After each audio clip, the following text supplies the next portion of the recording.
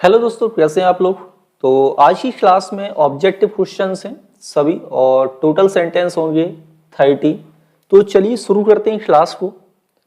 Comment जरूर करते चलें क्योंकि ये सारे क्वेश्चंस आपके प्रीवियस ईयर एग्जाम्स में पूछे गए हैं तो काफ़ी यूजफुल होंगे। और सबसे पहले सेंटेंस लेते हैं। सेंटेंस नंबर है आपका 1। यहाँ पर आपको बताना है कि कौन सा अप्रोप्रिएट डिटरमिनर यहाँ पर सेंटेंस में आपको प्रयोग करना है। सेंटेंस है, यहाँ पर डैश है, apples are rotten in the basket, the dash of them are ripe and delicious. यानी कि जो बास्केट में एप्पल्स हैं वो कैसे हैं, रॉटन। रॉटन मीन्स सड़े हुए हैं। दो ये कंजंक्शन है जिसका मतलब होता है हालांकि। हालांकि उनमें से क्या कुछ पके हैं और कुछ डिलीशियस हैं, यानी कुछ स्वादिष्ट हैं। तो राइट डिटरमिनर क्या होगा, फर्स्ट ऑप्शन है अ फ्यू, सेकंड है मोस्ट, अ फ्यू या फिर मच, मैनी या फिर फ्यू, मैनी या फिर मच। तो देखिए जब भी आपको फ्यू, मैनी, मच का यूज करना हो तो कुछ पॉइंट आप हमेशा ध्यान रखें कि जब भी आप सेंटेंस में फ्यू डिटरमिनर का प्रयोग कर रहे होंगे तो उसके बाद प्लूरल काउंटेबल नाउन का प्रयोग होता है। अब जैसे यहां पर मच है तो इसके लिए याद कर लो कि मच के बाद आपका अनकाउंटेबल नाउन आता है। मैनी है तो मैनी के लिए याद कर लो कि मैनी के बाद प्लूरल काउंटेबल नाउन का प्रयोग होता है। अब देखिए, अब यहां पर आपका है पहला a few, apples are rotten. A few means होता है आपका सम, यानी कुछ एप्पल्स कैसे हैं, सड़े हुए हैं बास्केट में। मोस्ट ऑफ देम ज्यादातर उनमें पके हैं और डिलीजियस हैं। Option number a right answer होगा। अ फ्यू या मच, अब देखो यहां पर हम काउंट, एप्पल्स आपका कैसा है, प्लूरल काउंटेबल नाउन लिखा हुआ है तो ये ऑफ देम में मच नहीं आएगा। तीसरा देखें, मैनी है लेकिन उनमें से फ्यू, फ्यू का मतलब होता है ना के बराबर, है ना, नेगेटिव सेंस आता है। तो ये भी ऑप्शन राइट नहीं होगा क्योंकि बहुत सारे सड़े हुए हैं, बहुत सारे सड़े हुए हैं, मैनी लिखा है ना, बहुत सारे सड़े हैं और उनमें से कुछ ही राइप और डिलीजियस हैं, तो भाई ये भी यहां पर नहीं है। मैनी और मच है तो मैनी एप्पल्स हो सकता है लेकिन मैनी का यूज सामान्यतः, मैं बता रहा हूं सामान्यतः नेगेटिव और इंटेरोगेटिव सेंटेंस में होता है, लेकिन यहां पर जो मच है तो मच अनकाउंटेबल के साथ आता है तो ऑप्शन नंबर आपका 4 भी राइट नहीं होगा। इस तरह से करेक्ट आंसर क्या होगा, राइट आंसर होगा आपका यहां पर a few. A few apples are rotten in the basket, the most of them, हालांकि उनमें से ज्यादातर कैसे पके हुए हैं और स्वादिष्ट भी हैं। तो कौन सा राइट आंसर हुआ, राइट आंसर हुआ आपका ऑप्शन नंबर ए, सेंटेंस नंबर 1 में। नेक्स्ट है सेंटेंस नंबर है आपका 2 और सेंटेंस नंबर 2 में है, यहां पर आपको बताना है कि जो वर्ड्स दिए गए हैं कौन सा करेक्ट वर्ड यहां पर आपको फिल करना है क्वेश्चन नंबर 2 में। चलिए देखते हैं कि exercise can be very dash activity as long as you do not overdo it. यानी कि एक्सरसाइज बहुत ही क्या हो सकती है, बेनिफिशियल, बेनिफिट या बेनिफिटेड एक्टिविटी है, एज लॉन्ग एज या ओवरडू नहीं करते उसे। तो राइट आंसर बताएं क्या होगा राइट आंसर। यहां पर बेनिफिशियल की सबसे पहले तो स्पेलिंग देखो कौन सी करेक्ट होगी, बेनिफिट या बेनिफिटेड में से आपका राइट आंसर कौन सा होगा। तो आपको यहां पर एक्टिविटी क्या है, एक्टिविटी आपका है noun, very emphasizing adjective adverb की तरह प्रयोग कर सकते हैं। तो यहां पर आपको प्रयोग करना है एडजेक्टिव, ठीक है। ये तो आपका बेनिफिट नाउन और वर्ब हो जाएगा, बेनिफिटेड पास्ट पार्टिसिपल फॉर्म है लेकिन यहां पर जरूरत नहीं है। राइट आंसर आपका रहेगा ऑप्शन नंबर फर्स्ट, यहां पर लिखना है बेनिफिशियल, ठीक है। बेनिफिशियल राइट आंसर है और कौन सा होगा करेक्ट आंसर, करेक्ट आंसर है आपका ऑप्शन नंबर 1 क्वेश्चन नंबर 2 में। नेक्स्ट है सेंटेंस 3 और सेंटेंस 3 में है, यहां पर आपको correct model auxiliary verb sentence में फिल करना है कि राइट मॉडल एक्जुलरी वर्ब कौन सी प्रयोग करेंगे क्वेश्चन नंबर 3 में। सेंटेंस देखिए, she dash for the movie if she completes her homework quickly. Condition है यदि वह अपने होमवर्क को जल्दी से कर लेती है तो वह क्या कर सकती है, कुड गोज फॉर मूवी, या कैन गो, या कैन गोज, या कैन हैव गॉन। आंसर देखें, कंडीशनल क्लॉज है, प्रेजेंट सिंपल टेंस में लिखा हुआ है, तो इधर क्या हो रहा है, देखिए पास्ट की मॉडल वर्ब तो यूज नहीं करेंगे, कैन हैव गॉन पास्ट ये भी यूज नहीं हो रहा। अब दूसरा पॉइंट ये याद कर लो कि सभी मॉडल एक्जुलरी वर्ब के बाद उनके साथ बस हैव वर्ब ना लगी हो, तो हमेशा इन्फिनेटिव फॉर्म यानी बेयर इन्फिनेटिव फॉर्म का प्रयोग किया जाता है, यानी कि मॉडल वर्ब के बाद वर्ब की फर्स्ट फॉर्म का प्रयोग होता है। यहां पर राइट आंसर ऑप्शन नंबर कौन सा होगा, ऑप्शन नंबर होगा आपका 2, C can go for the movie, वह मूवी के लिए जा सकती है यदि वह जल्दी से अपना होमवर्क कंप्लीट करेगी तो। ठीक है, तो ये कंडीशनल क्लॉज भी लिखा हुआ है, ये भी ध्यान रखिए। अभी तक चैनल को आपने सब्सक्राइब नहीं किया हो तो चैनल जरूर सब्सक्राइब कर लें। प्ले स्टोर से इंग्लिश पॉइंट का ऐप भी डाउनलोड कर सकते हैं, वहां पर भी आपको क्लासेस मिल जाएंगी। क्वेश्चन नंबर 4, क्वेश्चन नंबर 4 में है, यहां पर क्या करना है, appropriate article for the given sentence. Sentence जो दिया गया है आपको यहां पर राइट आर्टिकल फिल करना है, करेक्ट आर्टिकल कौन सा यूज होगा यहां पर देखते हैं। डैश है, non cooperative attitude of cricket player participating in world cup can only damage reputation of country. तो यहां पर देखो सेंटेंस आपका क्या लिखा है, सेंटेंस लिखा हुआ है जनरल बात हो रही है, क्या बात हो रही है यहां पर, जनरल। ठीक है, लेकिन क्रिकेट प्लेयर्स की बात करें, non cooperative attitude of cricket player participating in world cup can only damage reputation of a country. They last में तो आपका ए का ही यूज होना है, इसे लगाइए। पर्टिकुलर बात कर रहे हैं, नॉन कोऑपरेटिव एटीट्यूड की बात कर रहे हैं, एटीट्यूड भी पर्टिकुलर हो गया, डेफिनेट आर्टिकल दा का प्रयोग करेंगे। 2 हमने यहां से हटा दिए, यानी कि सभी नहीं है, सभी क्रिकेट प्लेयर नहीं होते, जो है उनकी बात हो रही है, डेफिनेट क्रिकेट प्लेयर होंगे, डेफिनेट आर्टिकल लगाइए। वर्ल्ड कप भी डेफिनेट होता है भाई, तो ये भी आपका डेफिनेट आर्टिकल आएगा। अब यहां पर देखो ये ऑप्शन भी हट गया, अब कौन सा बचा यहां पर, यहां भी आपका the reputation of a country. Right answer रहेगा option number first question number 4 में, ये होगा राइट आंसर क्वेश्चन नंबर 4 का। नेक्स्ट सेंटेंस में भी आपको आर्टिकल का ही प्रयोग करना है। राइट आर्टिकल सेंटेंस में कौन सा यूज करना है, सेंटेंस देखें कि neither of candidates bot clause which was suitable for interview. जल्दी से कमेंट करो क्वेश्चन नंबर 5 में राइट आंसर क्या होगा। अब यहां पर देखो सेंटेंस पास्ट इंडेफिनिट टेंस में लिखा हुआ है, यानी कि किसी प्रीवियस घटना की बात कर रहे हैं, यानी कि यहां पर जो कैंडिडेट हैं तो हम किन्हीं पर्टिकुलर कैंडिडेट की बात कर रहे हैं। यहां पर कौन सा आर्टिकल लगाएंगे, article the. Neither of the candidates war cloth, यानी किसी भी कैंडिडेट ने क्लॉथ नहीं पहने थे, which was suitable for interview, जो इंटरव्यू के लिए सुटेबल हो। तो यहां यानी कि किसी पर्टिकुलर इंटरव्यू की बात हो रही है जिसमें वो सही तरह के कपड़े पहन के नहीं आए थे, तो यहां भी डेफिनेट आर्टिकल यूज होगा और राइट आंसर आपका रहेगा इस तरह से ऑप्शन नंबर 4 क्वेश्चन नंबर 5 में। क्वेश्चन नंबर है 6। क्वेश्चन नंबर 6 में क्या है, यहां पर आपको राइट डिटरमिनर का प्रयोग करना है कि करेक्ट डिटरमिनर कौन सा प्रयोग करेंगे। यहां पर after dash then 3 years company has decided to raise dash salary of employee this year. यहां पर जल्दी से देख लीजिए, 4 जगह आपको फिल करना है, राइट डिटरमिनर क्या प्रयोग होगा। अब पहले मैंने अभी थोड़ी देर पहले ही आपको बताया था, इसमें जो भी डिटरमिनर है उन पर थोड़ा फोकस करो। मच के बाद आपका अनकाउंटेबल नाउन का प्रयोग होता है, किसका यूज होता है, अनकाउंटेबल नाउन। मोर के बाद आपका अनकाउंटेबल नाउन और प्लूरल काउंटेबल नाउन दोनों का प्रयोग किया जा सकता है। ठीक है, और इसमें क्या है, यहां पर मैनी है, मैनी के बाद क्या आएगा, मैनी के बाद आपका प्लूरल काउंटेबल नाउन का प्रयोग होता है, ये ध्यान रखिए। ठीक है, एनी क्या है, एनी का प्रयोग कब करेंगे, तो एनी का यूज किया जाता है इसके बाद आपका सिंगुलर काउंटेबल नाउन। ठीक है, और इंटेरोगेटिव नेगेटिव सेंटेंस में हम प्रयोग करते हैं इसका।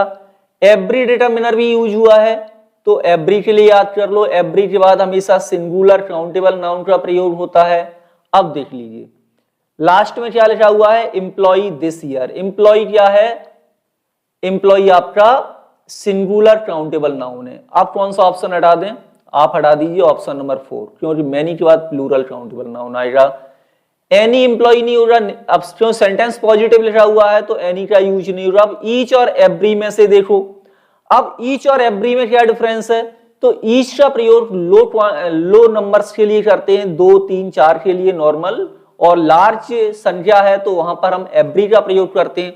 अब बात हो रही है किसी कंपनी की, तो वहां पर एम्प्लॉय कैसे होंगे, एम्प्लॉय ज्यादा ही होंगे, यानी कि 1 by 1 बात तो कर रहे हैं लेकिन एक ग्रुप में कर रहे हैं, तो यहां पर एवरी सुटेबल है, ईच सुटेबल नहीं है। मच का यूज नहीं होगा क्योंकि 3 years काउंटेबल नाउन है और काउंटेबल नाउन के साथ मच का प्रयोग नहीं होगा, मोर का प्रयोग होगा। कौन सा राइट आंसर है, तो राइट आंसर आपका हुआ ऑप्शन नंबर 2 कि after more than 3 years the company, किसी कंपनी की बात हो रही है, कंपनी ने डिसाइड किया है टू रेज, क्या रेज करना है, the salary of every employee. Right answer रहेगा ऑप्शन नंबर 2 क्वेश्चन नंबर 6 में। नेक्स्ट है सेंटेंस नंबर है 7। सेंटेंस नंबर 7 में है आपका यहां पर क्या होगा, आपको कंपाउंड सेंटेंस चुनना है कि कौन सा कंपाउंड सेंटेंस है। तो देखिए सामान्यतः सेंटेंस आपके 3 तरह के होते हैं, एक होता है आपका सिंपल सेंटेंस, कंपाउंड सेंटेंस, और एक है आपका कॉम्प्लेक्स सेंटेंस। 3 तरह के सेंटेंस होते हैं, ठीक है। और यदि आपने क्लॉजेस पढ़े होंगे तो डेफिनेटली सेंटेंस के बारे में तो आपने पहले पढ़ा ही होगा। तो फर्स्ट है आपका in spite of the rain we played the match, या फिर one must love one's country, या you have to work hard to win the match, या माई फ्रेंड है left the country and I am sure about it. देखिए जो compound sentence होते हैं ये आपके कोऑर्डिनेट क्लॉज होते हैं, कॉम्प्लेक्स सेंटेंस आपके सबऑर्डिनेट क्लॉज होते हैं। तो सामान्यतः हम कंजंक्शन से भी पहचान सकते हैं, लेकिन यहां पर आपका कोऑर्डिनेटिंग कंजंक्शन जो यूज हो रहा है ये हो आपका एंड, और इसमें 2 प्रिंसिपल क्लॉज होते हैं, कोई भी सबऑर्डिनेट क्लॉज नहीं होता है कंपाउंड सेंटेंस में। क्वेश्चन नंबर 7 का करेक्ट आंसर है ऑप्शन नंबर 4। यदि आपको क्लॉज के बारे में ज्यादा डिटेल में पढ़ना है तो प्लेलिस्ट में जाइए, वहां पर आप क्लॉज को सर्च करें, आपको सारे क्लॉज के चैप्टर वहां पर मिल जाएंगे, या फिर आप इंग्लिश पॉइंट ऐप को डाउनलोड कर लीजिए, वहां पर भी आपको ये क्लासेस मिल जाएंगी, डिटेल स्टडी, एक्सप्लेनेशन, साथ ही साथ एक्सरसाइज भी। आगे बढ़ते हैं, सेंटेंस है आपका 8। सेंटेंस नंबर 8 में क्या करना है, यहां पर आपको ट्रांसफॉर्म करना है सेंटेंस किसमें, पैसिव वॉइस में, यानी कि ये जो एक्टिव वॉइस लिखा हुआ है आपको इसका पैसिव वॉइस बताना है कि जो क्रॉज होते हैं यूज करते हैं sticks to pray peanuts of craps. कौन सा आंसर होगा आपका राइट, तो आंसर देखिए सब्जेक्ट है आपका क्रॉज, वर्ब है आपकी यूज, स्टिक्स हो गया ऑब्जेक्ट, तो इसी को बनाओ सब्जेक्ट, और जब इसको सब्जेक्ट बनाए फिर सेंटेंस देखो प्रेजेंट इंडेफिनिट टेंस में लिखा हुआ है, तो एक्जुलरी वर्ब क्या बनेगी आपकी आर बनेगी, क्योंकि प्रेजेंट इंडेफिनिट टेंस में पैसिव में प्लूरल सब्जेक्ट के साथ आपको आर का यूज करना है। Are being, am being, is being, ये आपको प्रेजेंट प्रोग्रेसिव टेंस के पैसिव वॉइस में यूज करना होता है, तो करेक्ट आंसर होगा ऑप्शन आपका 2 कि sticks are used by crows to pray peanuts out of cracks. Next है सेंटेंस नंबर 10 और सेंटेंस नंबर 9 है। यहां पर आपको क्या करना है, सेंटेंस ट्रांसफॉर्म करना है और ये भी आपको पैसिव वॉइस में बनाना है। तो ये लिखा हुआ है आपके पास active voice, many religious opponents condemned Charles Darwin's work, writer थे चार्ल्स डार्विन, तो निंदा की है कई सारे रिलीजियस ओपोनेंट्स ने, इसका पैसिव वॉइस क्या बनेगा, तो सब्जेक्ट कहां से कहां तक है आपका, मैनी रिलीजियस ओपोनेंट्स कंडेम्ड, ये वर्ब हो गई। पास्ट इंडेफिनिट टेंस है, सबसे पहले तो आप सीधा ऑक्सिलरी वर्ब देखा करो, जब भी ऑप्शन मिले पास्ट इंडेफिनिट के पैसिव वॉइस में वाज भी नहीं आता, क्योंकि ये पास्ट प्रोग्रेसिव टेंस का पैसिव बनता है, has been present perfect tense का पैसिव वॉइस बनता है, और पास्ट इंडेफिनिट में वाज वर्ब के साथ पास्ट पार्टिसिपल फॉर्म का प्रयोग होता है, और यहाँ पर है हैड बीन, तो ये पास्ट परफेक्ट टेंस का पैसिव है। अब करेक्ट आंसर क्या है? राइट आंसर है आपका ऑप्शन नंबर 3, क्वेश्चन नंबर 9 में। ये क्या है आपका? यहां पर आपको ट्रांसफॉर्म करना है और पॉजिटिव डिग्री बनाना है। डिग्री मोस्ट इंपोर्टेंट है, बहुत सारे एग्जाम्स में डिग्री पूछी जाती है। सेंटेंस देख लेते हैं। The new girls is more intelligent than some other students in the class. तो सेंटेंस ये लिखा हुआ है आपका कौन सी डिग्री में? Comparative degree. अब बताइए कि यहां पर आपका राइट आंसर क्या रहेगा? तो ये कंपैरेटिव डिग्री है आपका, क्या बनाना है? Positive degree. पॉजिटिव डिग्री आप किससे बनाते हैं? पॉजिटिव डिग्री देखिए, जल्दी से कमेंट करके बताओ कि पॉजिटिव डिग्री में आपका यहां पे राइट आंसर क्या होगा? हाँ, तो देखिए सम अदर स्टूडेंट्स लिखा हुआ है, तो ये हो जाएगा सम स्टूडेंट्स। इसी को तो हम आगे लेके आएंगे। Some students in the class, कहां पर है? न्यू गर्ल नहीं होगा भाई, ये तो पीछे जाएगा, ये आगे आ जाएगा, है ना, चेंज हो जाते हैं।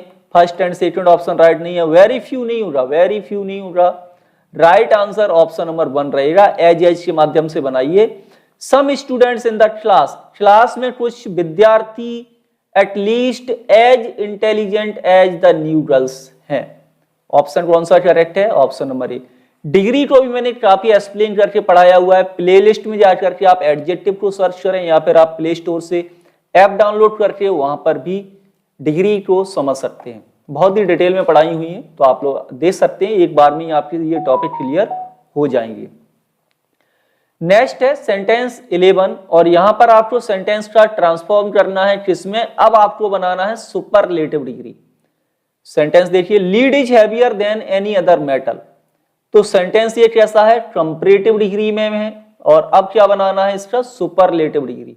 Any other and all other के बाद प्लूरल आता है, एनी अदर के बाद सिंगुलर का यूज होता है। बहुत ही सिंपल है डिग्री, कोई ज्यादा ऐसा हार्ड नहीं है।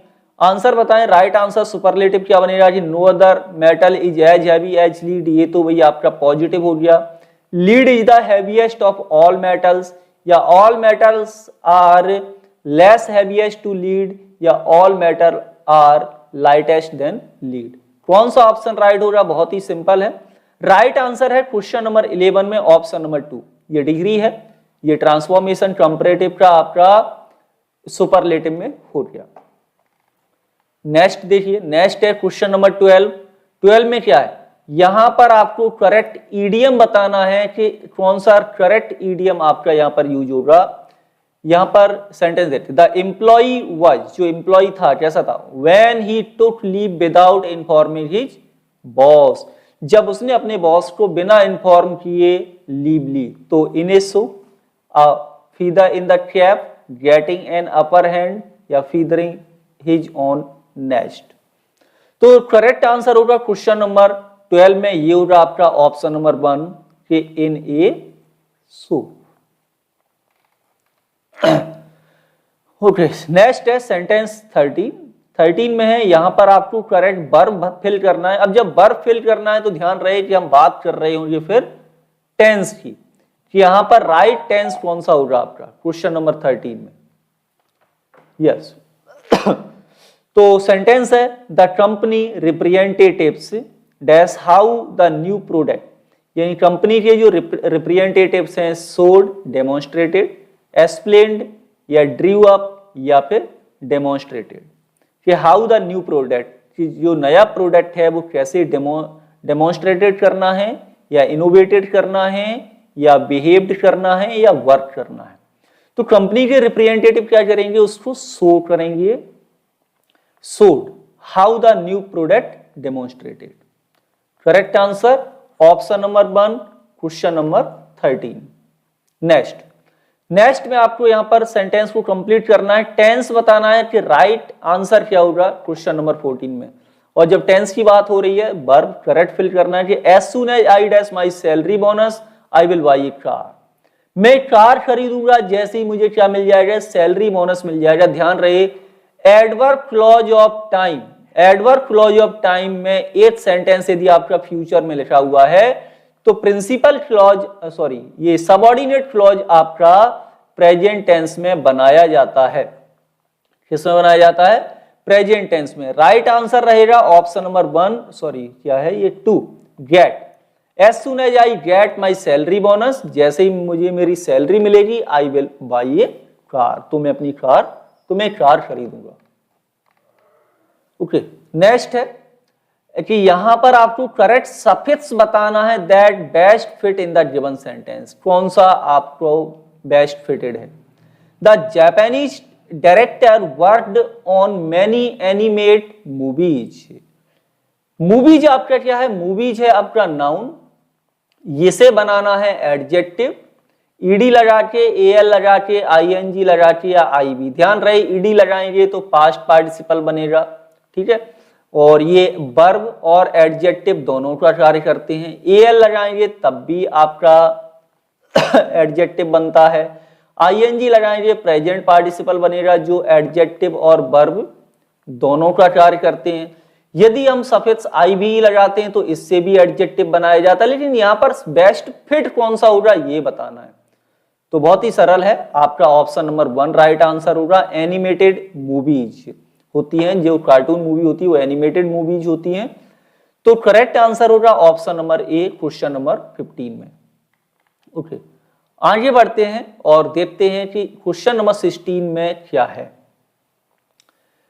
आउट ऑफ द एक मिनट, हाँ, out of the 4 option identify the sentence which is a grammatical error, कि किसमें ग्रामेटिकल एरर है यहां पर। तो देखें, she will have bought a house there by now next year. By now, by the time मैंने बताया कई बार, बाई द टाइम क्या बताता है, perfect. Next year future represent कर रहा है तो फ्यूचर परफेक्ट। सेंटेंस देखो, सेंटेंस आपका फ्यूचर परफेक्ट में ही लिखा हुआ है। एक मिनट, हाँ, तो ये करेक्ट है। सी मैरिड लास्ट ईयर, तो ये सेंटेंस भी ठीक ठाक है, कोई दिक्कत नहीं है। सी हैज सेटल्ड इन अलास्का, तो प्रेजेंट परफेक्ट टेंस और अभी अभी हुई है, तो ठीक है, ये भी राइट लग रहा है। Amrita married with A daughter, तो ये सेंटेंस आपका गलत है क्योंकि यहां पर ये जो प्रपोजिशन यूज हो रहा है ये आपका विद नहीं होगा use. Next sentence, sentence number है 17 कि out of the following option identify the sentence which is a spelling error. किसमें स्पेलिंग एरर है यहां पर, क्वेश्चन नंबर 17 में कहां पर स्पेलिंग एरर है, चलिए देखते हैं। He could not accommodate the bags in his luggage. I could not recommend his name for the next promotion. They have only themselves to blame. या Ankita went on a foreign tour and come back only last evening.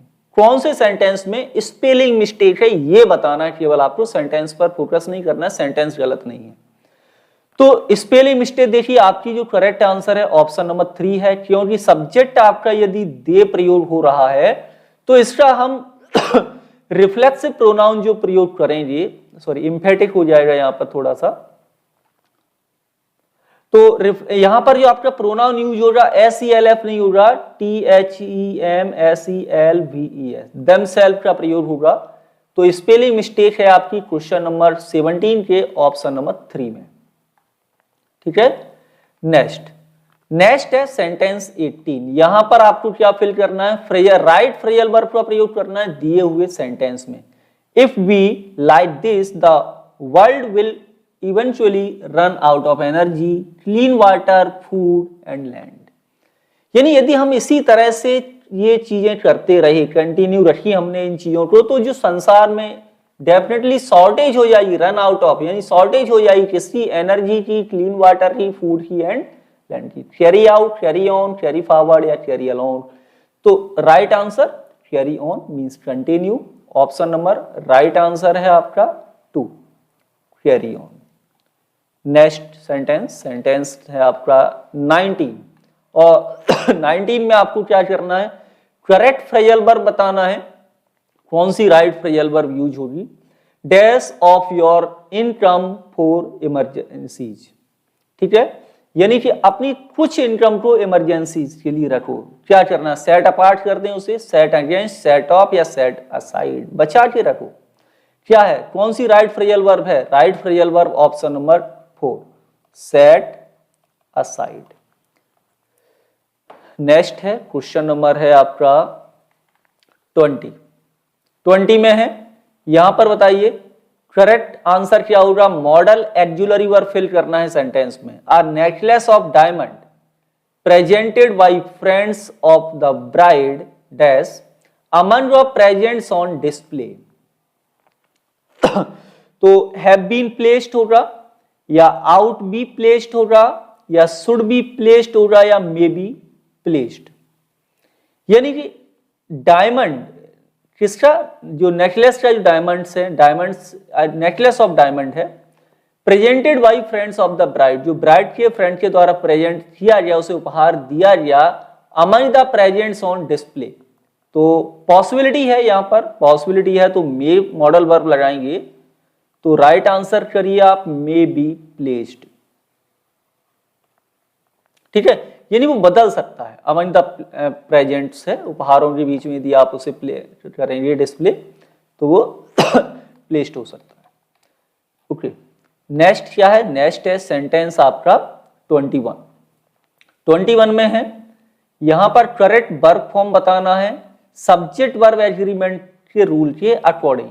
Only के बाद मैंने कई बार बताया है a few का प्रयोग ही होगा, डिटरमिनर याद कर लो, only a few plural countable noun, only a few doctors in this town dash to complete their PhD, has been able या have been able, is able या फिर एबल, क्या यूज करना है, only a few doctors in this town, has been आएगा, नहीं आएगा क्योंकि ये प्लूरल काउंटेबल नाउन है, और प्लूरल काउंटेबल नाउन के साथ हम क्या यूज करते हैं, सब्जेक्ट वर्ब एग्रीमेंट के अकॉर्डिंग प्लूरल वर्ब का प्रयोग करते हैं। इज प्रयोग होगा, ये भी सिंगुलर है, एबल नहीं, वर्ब आपकी करेक्ट होगी ऑप्शन नंबर 2, राइट आंसर रहेगा have been able, have been able to complete their MD, ठीक। नेक्स्ट है क्वेश्चन नंबर है 22 में है कि यहां पर सेंटेंस को ध्यान से देखो, करेक्ट वर्ब फिल करना है एग्रीमेंट सब्जेक्ट के अकॉर्डिंग, यानी ये भी सेंटेंस आपका सब्जेक्ट वर्ब एग्रीमेंट के अकॉर्डिंग ही है। I dash to complete my project by Monday, where I Kishore dash to do so only by Wednesday. I plural countable noun है, प्लूरल वर्ब यूज होगी, ठीक है। अब देखिए यहां पर वेयर आई के बाद किशोर आपका सिंगुलर नाउन है, सिंगुलर नाउन है तो सिंगुलर वर्ब यूज होगी। अब आप देखोगे 2 ऑप्शन आपके हटा दिए, जब ये सेंटेंस प्रेजेंट में होगा तो ये भी प्रेजेंट में होगा, ये पास्ट में होगा तो ये भी पास्ट में होगा, लेकिन यहां पर ये प्रेजेंट ये पास्ट है तो इसे भी हटा देते हैं। अब कौन सा आंसर बचा, अब बचा आपका option number 3, I have to complete my project by Monday, where I Kishore has to do so only by Wednesday. तो करेक्ट आंसर है ऑप्शन नंबर आपका 3, क्वेश्चन नंबर 22 में। यह आपका अनसीन पैसेज है, तो आप वीडियो को पॉज करके अच्छी तरह से इसे पढ़ लें। मैं स्लोली इसको आपको ऊपर कर रहा हूं इसे, तो आप इसके क्वेश्चंस को तैयार कर लें। चलिए, तो यहां पर आपके 25 भी मैं छोड़ देता हूं, 23 छोड़ देता हूं, 27 पे आ जाओ, और 27 में देखते हैं कि यहां पर क्या है। 27 में है, यहां पर करेक्ट प्रपोजिशन फिल करना है कि राइट प्रपोजिशन क्या प्रयोग होगा। Paul goes dash school, you doesn't ही, क्या है ये, क्वेश्चन टैग है, और राइट क्वेश्चन टैग क्या होगा यहां पर, टू, विद, और प्रपोजिशन फिल करना है from, of, from, by, on या विद। अब देखो Paul goes, verb of motion है, प्लेस लिखा हुआ है, प्रपोजिशन कौन सा आएगा, preposition to. somebody goes to somewhere with somebody, है ना, यानी किसी के साथ कोई कार्य हो रहा है, यहां पर क्या आएगा, विद। तो करेक्ट आंसर क्या होगा, ऑप्शन नंबर 1 क्वेश्चन नंबर 27 में। नेक्स्ट लीजिए 28, यहां भी आपको राइट आंसर बताना है। करेक्ट प्रपोजिशन कौन सा फिल होगा? Dash beginning of a text book there is a preface and dash the end there is an index. तो बहुत ही सिंपल है, on the beginning, to the beginning, to the beginning या फिर in the beginning. तो simple क्या है, तो यहाँ पर इन द एंड हो गया, और in the end of a text book there is a preface and at the end there is an index. Option कौन सा राइट है? राइट आंसर होगा ऑप्शन नंबर 4 क्वेश्चन नंबर 28 में। नेक्स्ट है सेंटेंस 29, और यहां बताना है करेक्ट प्रपोजिशन कौन सा फिल करना है आपको इस सेंटेंस में। This regulation does not apply dash you are 18, यानी कि ये रेगुलेशन है, जो रूल्स एंड रेगुलेशन है वो आप पर अप्लाई नहीं होते, क्योंकि आप पे 18 क्या हो, to in, to under, from या फिर बाई, इन या फिर टू। तो यहां पर फिक्स प्रपोजिशन है। सबसे पहले अप्लाई टू समबडी, क्या होता है? अप्लाई टू समबडी, ठीक है। ये 2 में 2 है, 3 एंड 4 को हटा देते हैं। This regulation does not apply to you are, क्योंकि आप अंडर 18 है। यदि आप 18 से अबव हो जाओगे, ओवर 18, सॉरी अबव नहीं, ओवर 18 हो जाओगे, तो फिर आपको यहां पर ये अप्लाई फिर हो जाएगा। तो फर्स्ट में आप टू का प्रयोग करें, ये फिक्स प्रपोजिशन है, अप्लाई के साथ टू प्रपोजिशन का प्रयोग होता है। और लास्ट क्वेश्चन देख लेते हैं जल्दी से। What is the opposite meaning of the word tyrannous? ठीक है, उबाऊ, थका देने वाला। राइट आंसर बताना है, अपोजिट वर्ड बताना है, एंटोनिम बताना है कि क्या होगा इंपीरियस, बॉसी या ऑटोक्रेटिक या सबमिशन। तो करेक्ट आंसर क्वेश्चन नंबर 30 का जो राइट आंसर है वो है ऑप्शन नंबर 4 यहां पर। तो ये हो गए आज की क्लास में टोटल सेंटेंस आपके 30। कमेंट के माध्यम से आप लोग अपना स्कोर बता सकते हैं, और कमेंट के माध्यम से ये भी बताना है क्लास कैसी लगी है आपको। इसी तरह की daily classes English point channel पर होती हैं, तो आप लोग चैनल को सब्सक्राइब, इस वीडियो को लाइक और इंग्लिश पॉइंट ऐप को डाउनलोड जरूर करें। मिलेंगे आपसे अगली क्लास में। कोई भी डाउट्स हो तो नीचे कमेंट के माध्यम से जरूर पूछ लें। Thank you for watching.